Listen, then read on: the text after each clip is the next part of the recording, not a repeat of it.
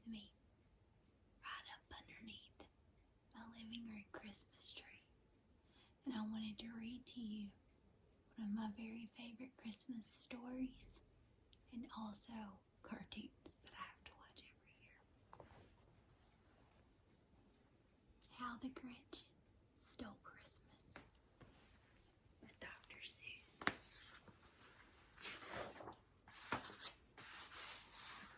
It's Christmas Eve. Are you ready? Every Who down in Whoville liked Christmas a lot.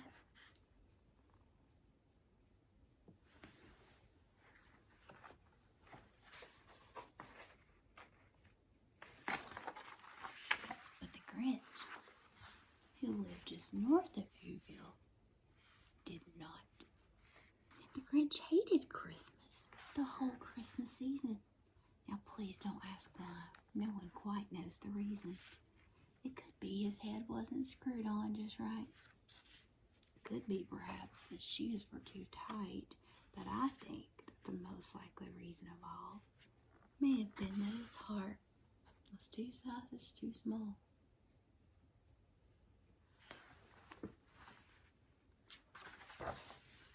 But whatever the reason, his heart or his shoes, he stood there on Christmas Eve, hating the Whos, staring down from his cave with a sour, grinchy frown at the warm, lighted windows below in their town.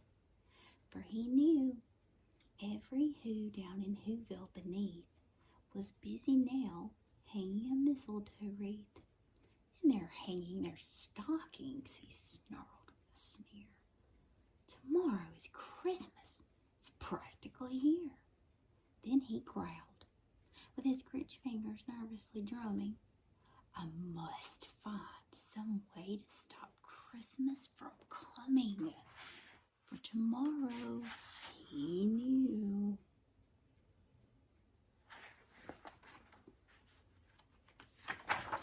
All the Who girls and boys would wake bright and early. They'd rush for their toys. And then, oh, the noise. Oh, the noise, noise, noise, noise. That's one thing he hated. The noise, noise, noise, noise.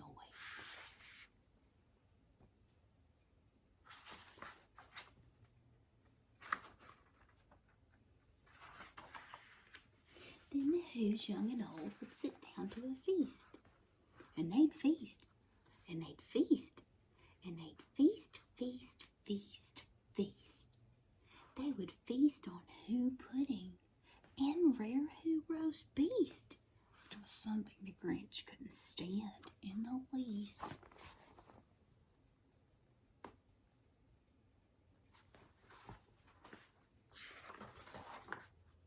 And then they'd do something he liked least of all. Every Who down in Whoville, the tall and the small, would stand close together with Christmas bells ringing. They'd stand hand in hand, and the Whos would start singing. They'd sing, and they'd sing, and they'd sing, sing, sing, sing. And the more the Grinch thought of this Who Christmas sing, the more the Grinch thought, I must stop this whole thing. Why, for 53 years I've put up with it now. I must stop this Christmas from coming. But how?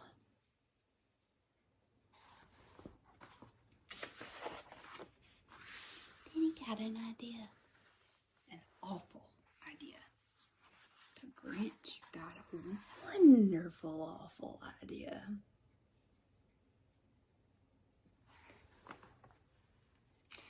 My doggy Delilah's snoring in the background.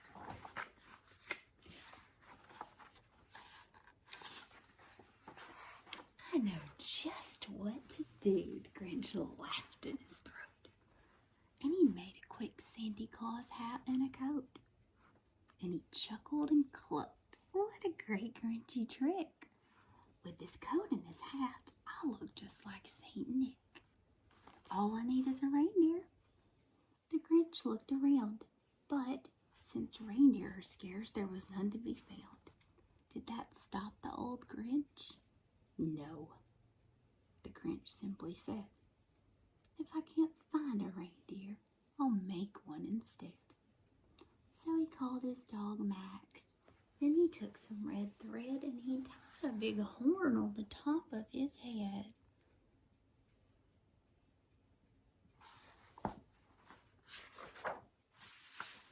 Then he loaded some bags and some old empty sacks on a ramshackle sleigh, and he hitched up old Max. Then the Grinch said, "Giddy-up," and the sleigh started down toward the homes where the Who's lay a snoozing their down.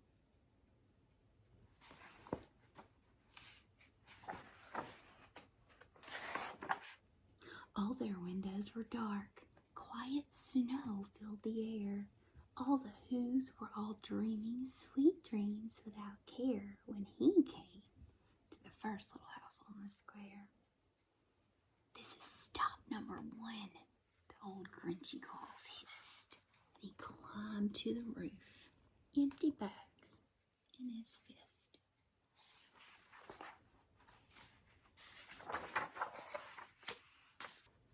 Then he slid down the chimney, a rather tight pinch, but if Santa could do it, then so could the Grinch. He got stuck only once, for a moment or two. Then he stuck his head out of the fireplace flue, where the little Who stockings all hung in a row. These stockings, he grinned, are the first things to go.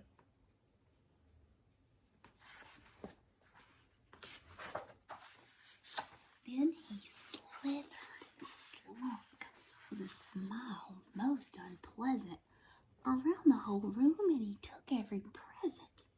Pop guns and bicycles, roller skates, drums, checkerboards, tricycles, popcorn, and plums, and he stuffed them in bags. Then the Grinch, very nimbly, stuffed all the bags one by one up the chimney.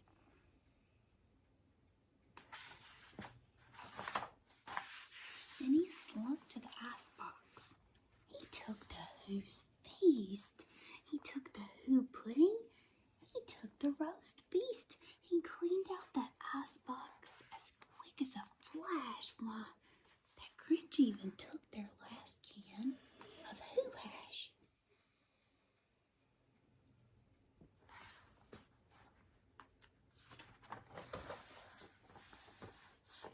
Then he stuffed all the food up the chimney with glee. And now, grinned the Grinch, I will stuff up the tree.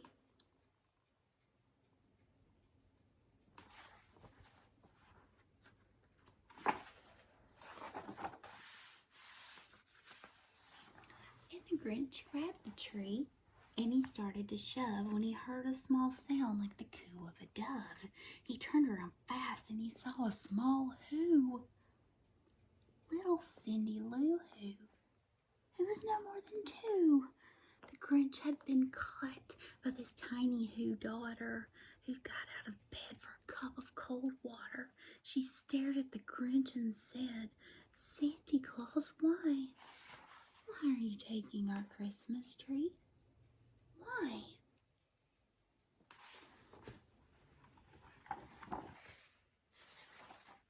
But, you know, that old Grinch was so smart and so slick.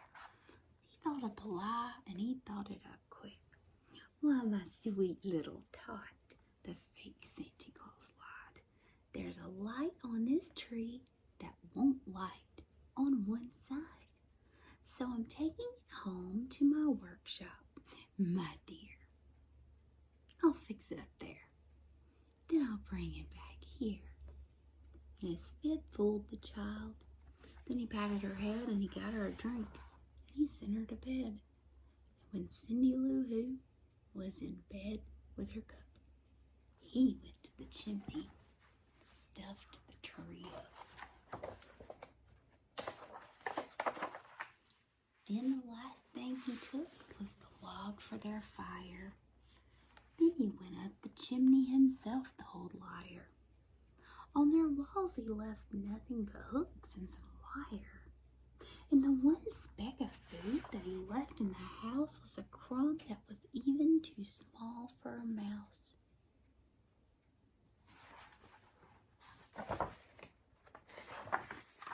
Then he did the same thing to the other Who's houses, leaving crumbs much too small for the other Who mouses.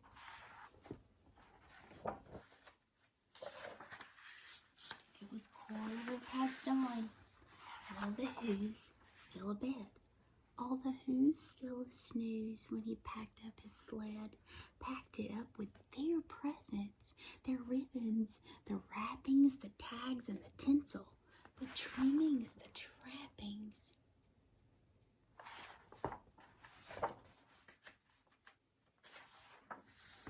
3,000 feet up the side of Mount Crumpet, he rode with his load to the tip-top to dump it.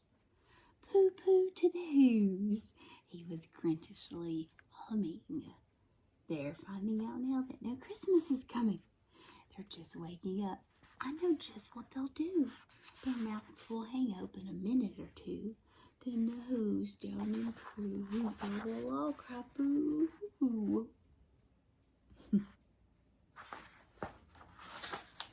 That's a noise, grinned the Grinch, that I simply must hear. So he paused, and the Grinch put a hand to his ear. And he did hear a sound rising over the snow. It started in low, then it started to grow.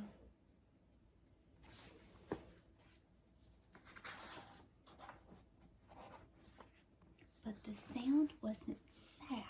Why, the sound sounded merry. It couldn't be so, but it was merry, very. He stared down at Whoville. The Grinch popped his eyes, then he shook. What he saw was a shocking surprise.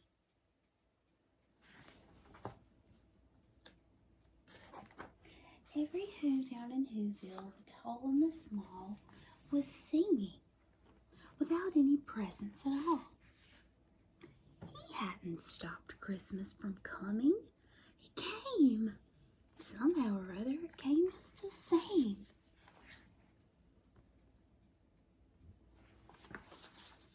And the Grinch, with his Grinch feet ice cold in the snow, stood puzzling and puzzling. How could it be so? It came without ribbons. It came without tags. It came without packages, boxes, or bags. And he puzzled 3 hours till his puzzler was sore. Then the Grinch thought of something he hadn't before. Maybe Christmas, he thought, doesn't come from a store. Maybe Christmas, perhaps, means a little bit more.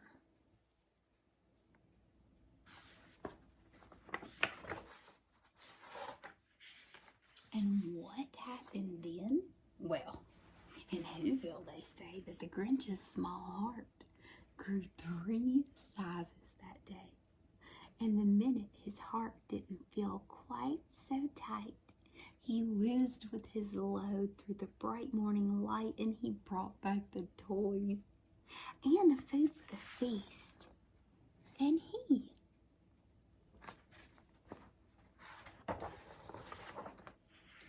himself, the Grinch, carved the roast beast. The end. Merry Christmas. Happy holidays.